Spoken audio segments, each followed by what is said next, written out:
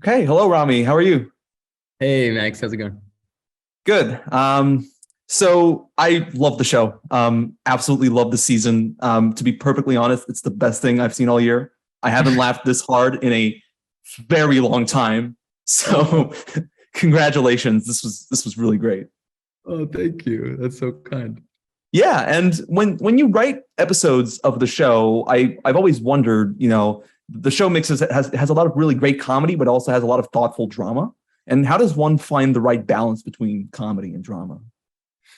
It's a great question. I mean, I think like a lot of it for me has always been like the approach to stand up, which was always like, you know, I pretty quickly felt like I never wanted to say something just because I thought it was funny. Like I wanted it to be something that I was really thinking about or that I believed in or that I was at least genuinely confused about and needed to discuss with an audience. And I Yeah. think that that's always the core. And I think that's where the emotional piece comes from. And then there's the added layer of, all right, cool, but now we got to make it funny. So there's always like that core, and then the comedy is on top of it. So I think that's kind of, for me, always where we find the blend. Yeah, and I'm really fascinated by the soundtrack of the show. I think it's the best soundtrack on TV. There's always an incredible song that drops at like the pitch perfect moment. And so I've always wanted to ask this question. How do you always ensure that the specific song that you chose for the show like drops at the right moment for the emotions to run like the highest? That's something I think about a lot. I mean, I write to a lot of music, especially this season. I wrote a lot to Warda, who is this amazing artist that has a really special place in Egyptian music, and she actually was the records that we use were really at the forefront of launching a lot of the labels in Cairo that distribute music.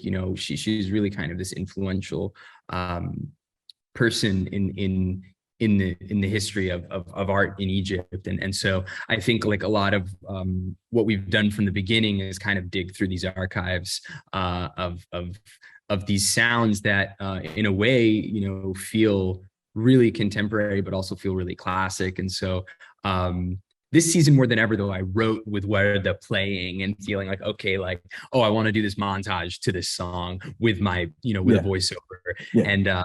And so yeah, it's always really fun. Like I kind of already have it was like middle of season 3. I already had a season 4 playlist on my Spotify where I was like, oh, I want to try this, like at some point, you know.